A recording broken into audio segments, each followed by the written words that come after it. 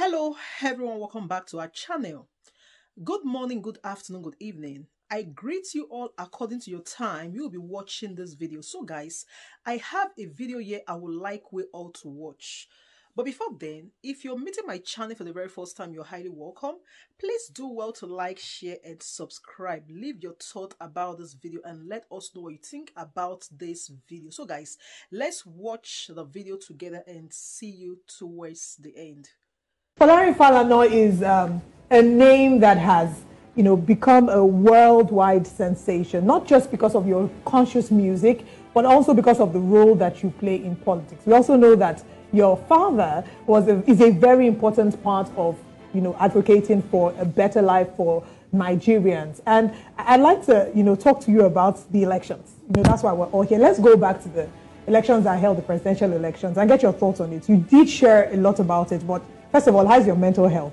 Then, how was the election?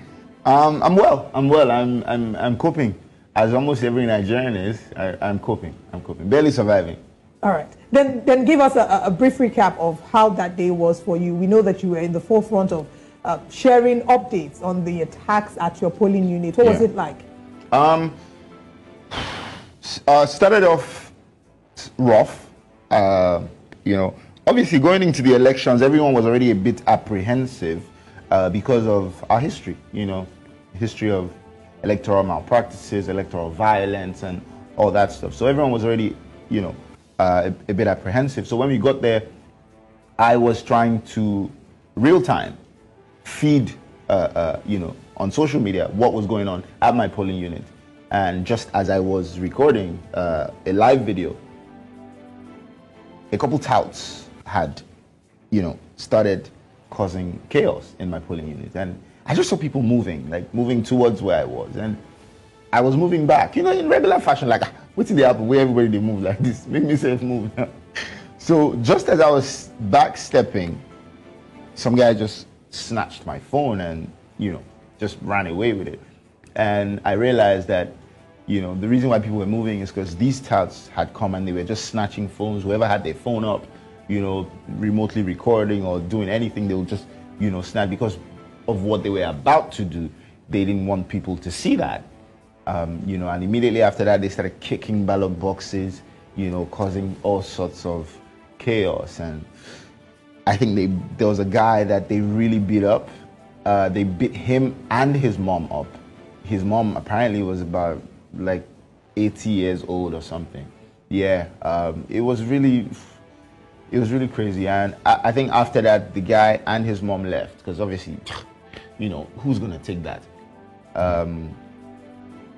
It was chaotic. It was pretty chaotic. There's been a lot of people who, have expressed, different levels of disappointment, with the whole process. They've, described it as very, very not credible. They've said INEC failed them, and, these are a lot of young people who, we at this point even fear that they may not want to participate in Nigerian, elections going forward. But I want to get your thoughts on the process. Would you join those who say that INEC failed Nigerians and failed the young Nigerians who decided to participate at this time? Yeah. And what for you was the most shocking part of the whole process on the 25th of February? I will definitely join them. If I'm not the first person to say that, safe. It was extremely shambolic. It was terrible. It was a mess. I think what was most shocking to me was the fact that the INEC chairman, who I personally think has put out or has, displayed the most embarrassing display that we've ever seen from any INEC chairman. He constantly and consistently, unprovoked, nobody asked him, reassured Nigerians that on election day, transmission of results will be via the BVAS system. The reason the BVAS system was introduced in the first place was to mitigate these issues, to solve this problem of rigging. Yeah. And he constantly and consistently reassured Nigerians that was going to be up and running, and on the day, it just didn't work. So for me, I think that was probably the most shocking thing, especially because this person consistently said, oh, this is what we're going to use. Oh.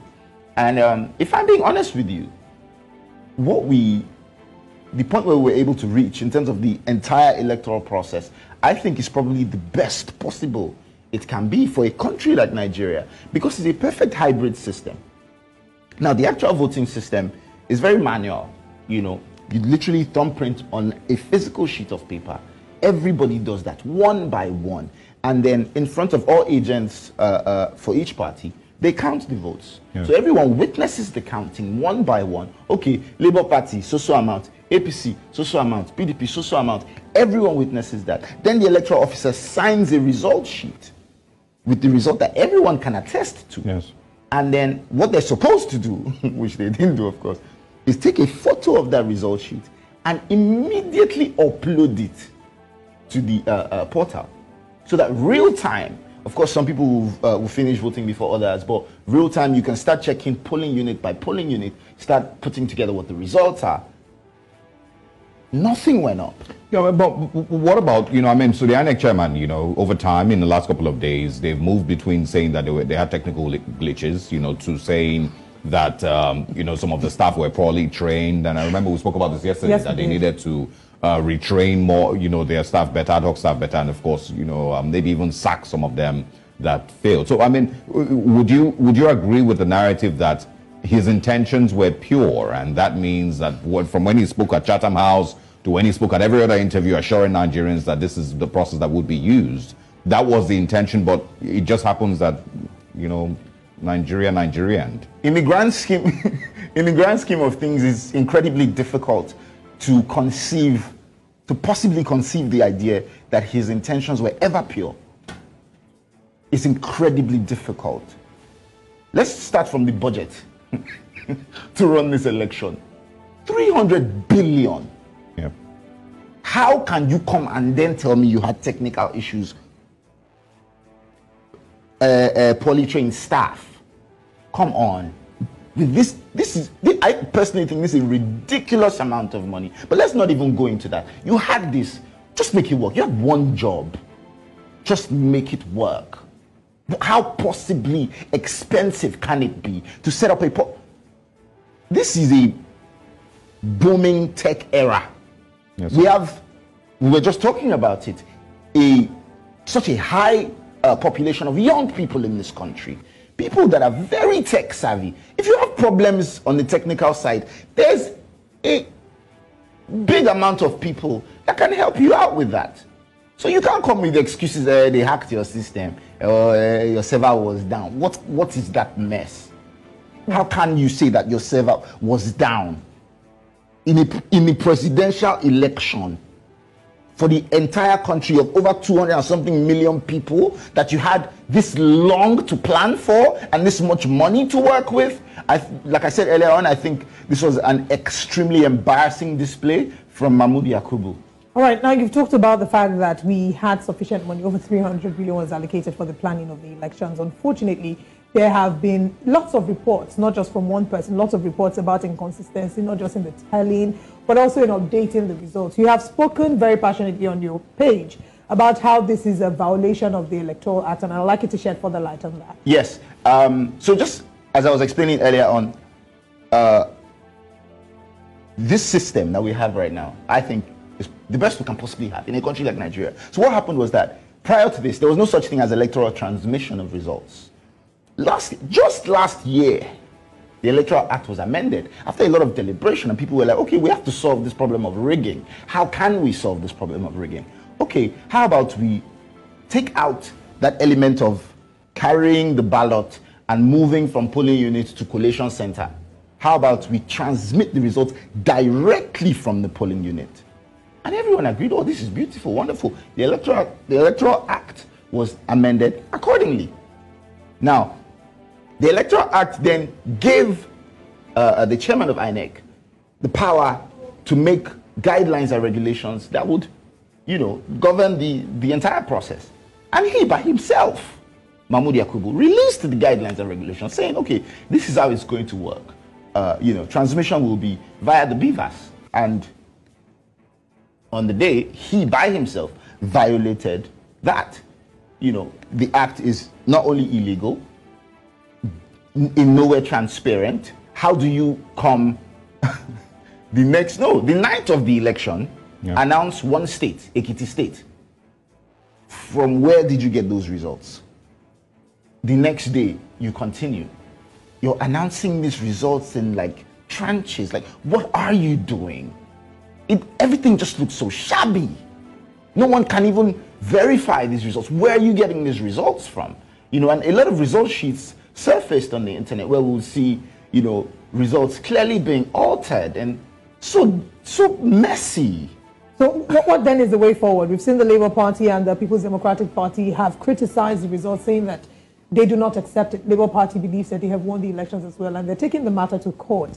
Do you foresee that the court would maybe overturn the current situation as is? And do you really have trust in the Supreme Court and its ability to be able to, you know, act as a fair check in this situation? I'm asking this because we have seen that there's a breach of trust between the bench and between the average Nigerians in some cases. Many of them have expressed their concern as to how they worry that there might be some influence, maybe the Supreme Court or even the election petition tribunals. So are you confident that the law will take its course? I see that the Supreme Court would be able to, by its judgment, remedy the situation. However, I think what most people are worried about, and what you're probably asking me about, is whether everyone will be in compliance with the Supreme Court's judgment. What we've seen time after time is the executive arm of government refusing to listen to the judicial arm of government. And for a democracy to work, there has to be clear separation of powers, with checks and balances in place. The reason why that concept even exists, the reason why there are courts, is to check every other arm of government. Everyone has all these powers, and they can't just be acting like it's a dictatorship. Everyone has to be subject to the law. Everyone is equal before the law, regardless of who you are, even if you're the president. So we've seen, you know, like what you were telling me off air, we've seen a lot of instances where the president himself, Muhammadu Buhari, refused to listen to the Supreme Court. So that's probably why, you know, everyone's apprehensive. What's going to happen? Is this going... But I promise you, this can't be one of those. So guys, thank you so much for watching. How would I see the video? Wait till you think about this video. Make a leave in a thought for the comment section. I will see you in my next one. From me to you all, I say bye for now.